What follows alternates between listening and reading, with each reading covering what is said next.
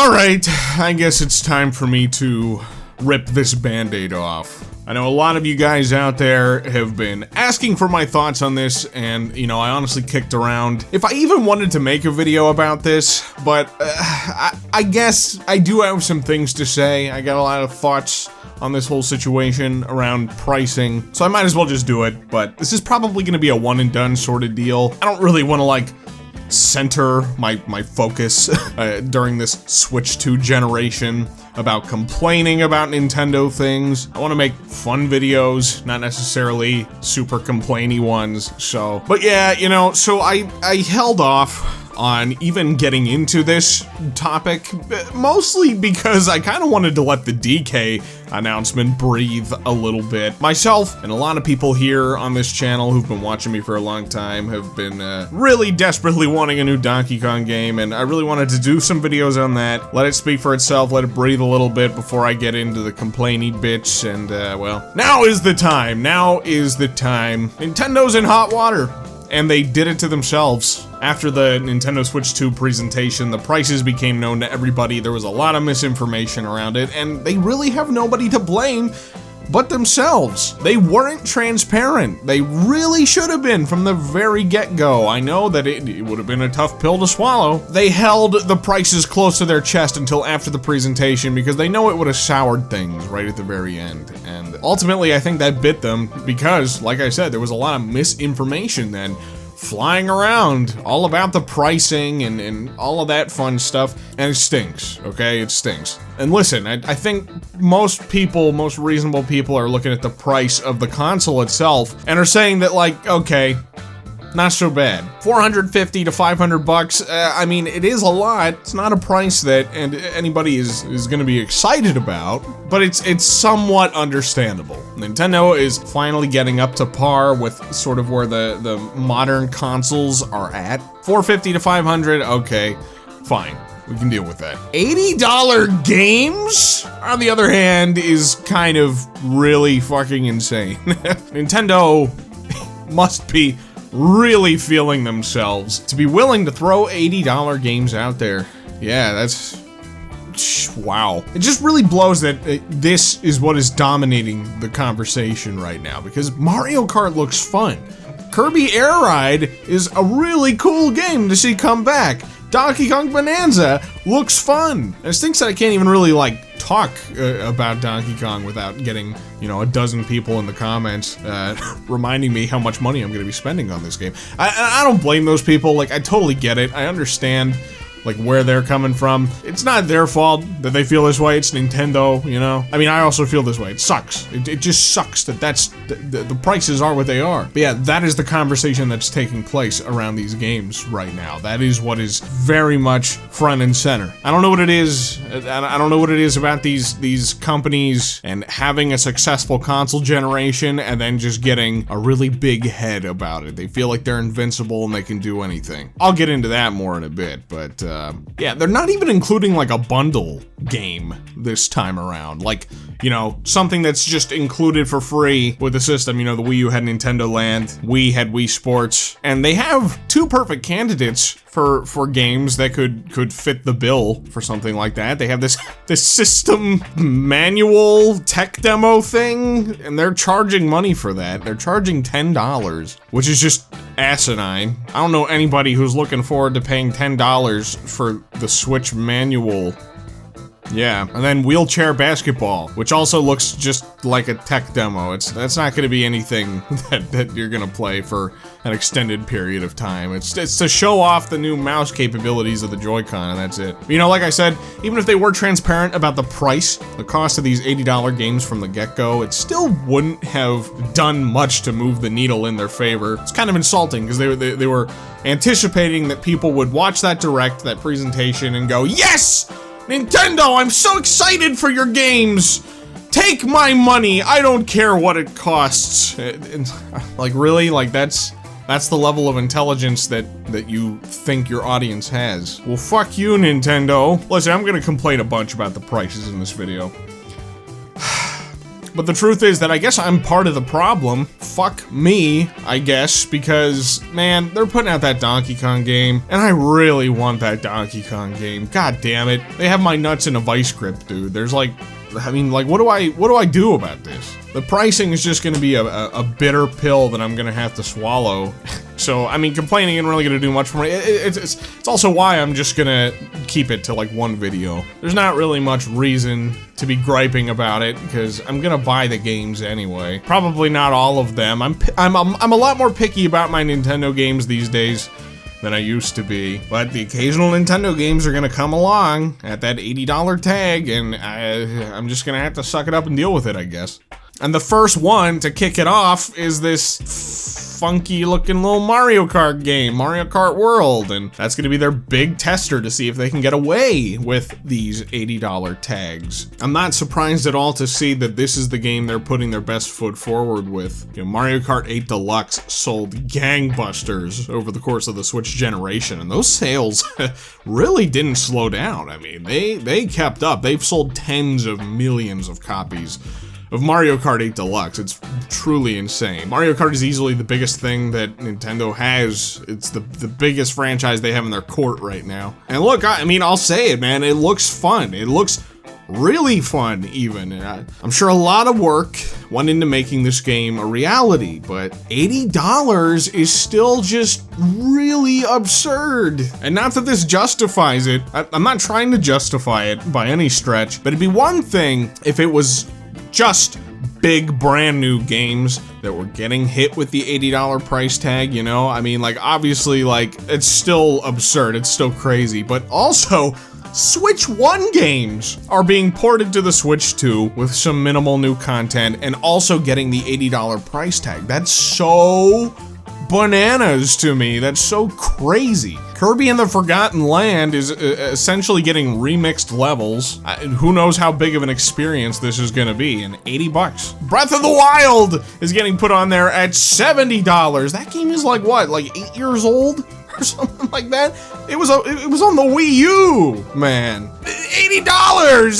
That's so fucked up. Mario Party Jamboree. That's another one to me that, like, you know, I look at what they're adding to that game, just this little side mode, and to me that looks like something that would have ordinarily been a free update over the course of the Switch generation. They did that with a lot of games, and I feel like that's one of the things that it would have been. It just would have come out as like a free update. Here you go. Here's a fun little extra thing that we're adding to this game. Now Mario Party's gonna be 80 bucks.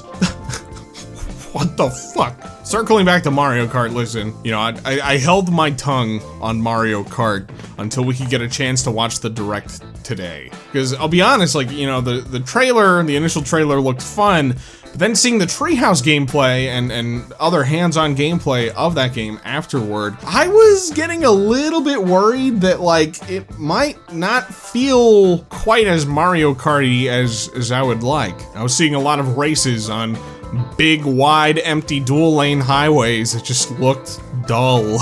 It looked like it was lacking a lot of the Mario Kart charm. And that is one thing that I will say that today's Direct eased my mind on a little bit. The courses look fun.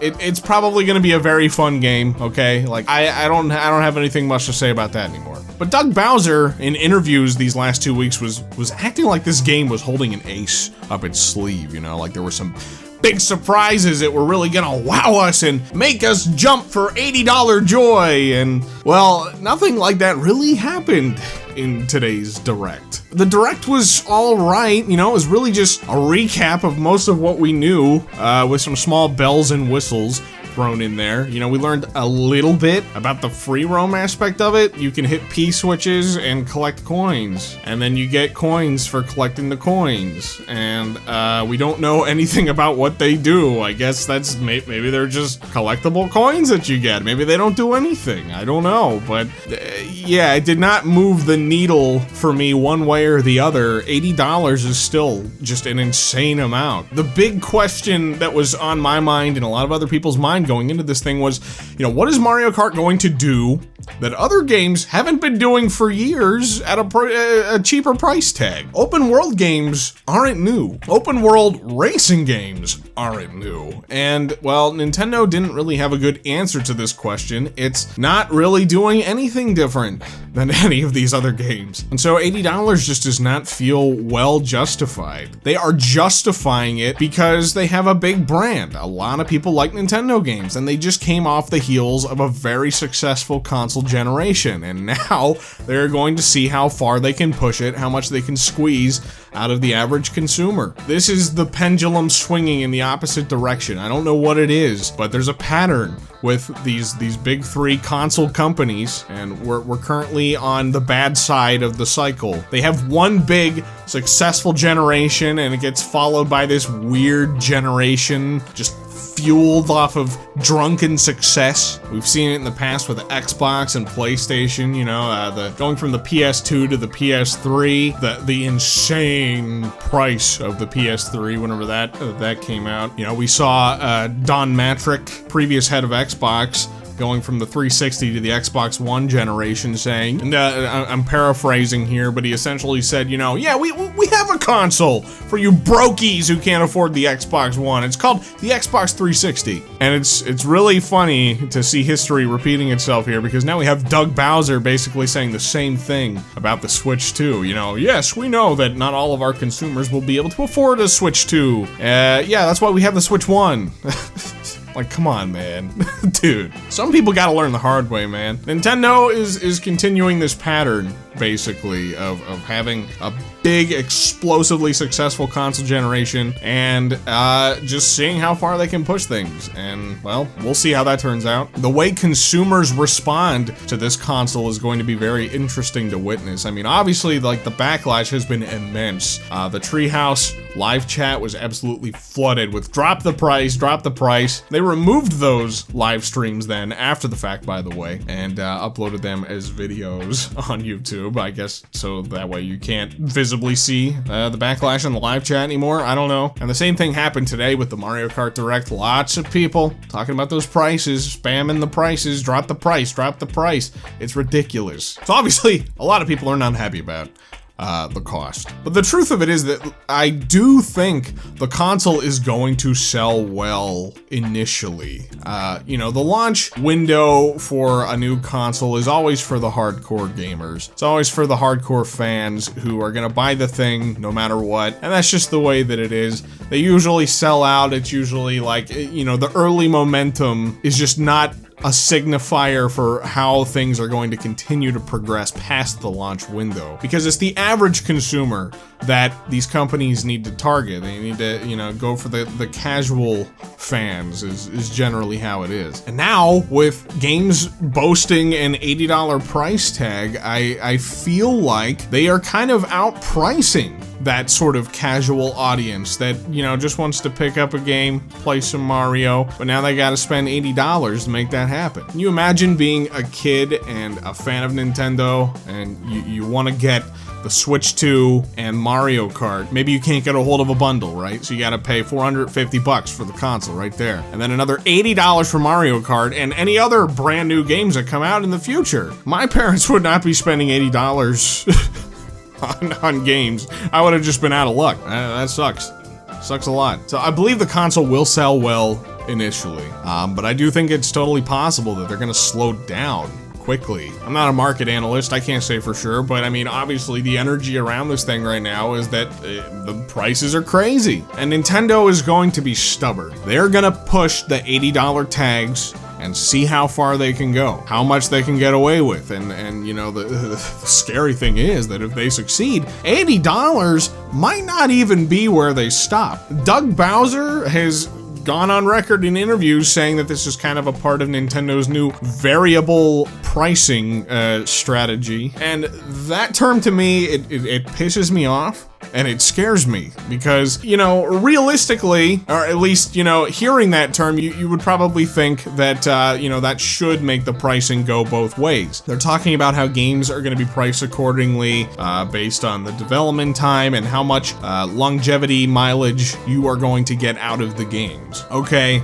maybe there's a little bit of logic to that, makes a little bit of sense, but the truth is that this is going to very likely be pretty one-sided. You know, it's going to skew more towards $60 to $80 games, and you know, budget games are not going to be priced in that $30 to maybe $40 range that you would imagine they should be. No, they're raising the roof on what a typical game should be priced at now for Nintendo games, and that's $80. So something like a new WarioWare that realistically should be like, I don't know, $40 max, probably gonna be in that $60 range now, $60 to $70. What really blows about this is that Nintendo games never come down in price, like not even a little. They maybe occasionally go on a brief sale for like $5 or $10 off, yippee. But the almost 10-year-old Mario Odyssey, you still can't get it for any cheaper than $60. And that goes for like literally all of their first party games. It really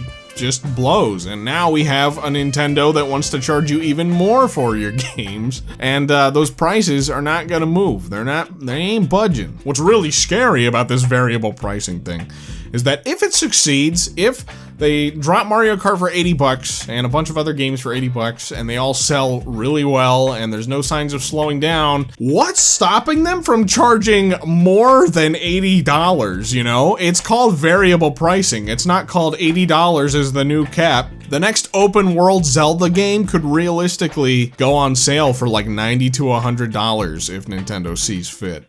That is a scary reality to be living in, man. Games that have no business being $60 or more will definitely end up in this price range. Can you imagine? Can you imagine the next Mario Party game being $80? Well, I guess you don't have to imagine it. There it is, Jamboree.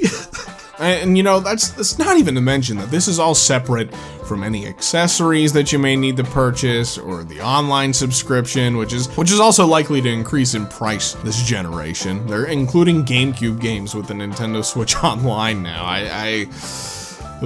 Something tells me that they're holding back on talking about a price increase for that. It's probably not too far off. Even if it doesn't happen right away, I would put money down that it's probably gonna happen at some point over the course of this next generation. So now we essentially have an $80 base price for games for now, but now we also have to consider DLC for games. You know, games are already very expensive nowadays with expansions, and this just puts things way over the top. I could see them adding new continents and stuff to race around on in the new Mario Kart game, but like, how much are those gonna be? You know, are they gonna be $20 a piece? Is Mario Kart World gonna be $300 for the total package by the end of this Switch 2 generation? So I've been spending a lot of time talking about like Nintendo's ecosystem throughout this whole thing, but we also have to consider that this is going to impact the rest of the game industry too, you know? It doesn't just impact Nintendo and Nintendo gamers. What Nintendo has started brings ramifications for the rest of the industry along with it. Prices are gonna go up. Nintendo has just given out a free pass for everyone to start charging more for their games. You don't think that the rest of the industry is gonna take advantage of this? There were already rumors, tons of rumors and speculation about the next GTA game potentially being $100.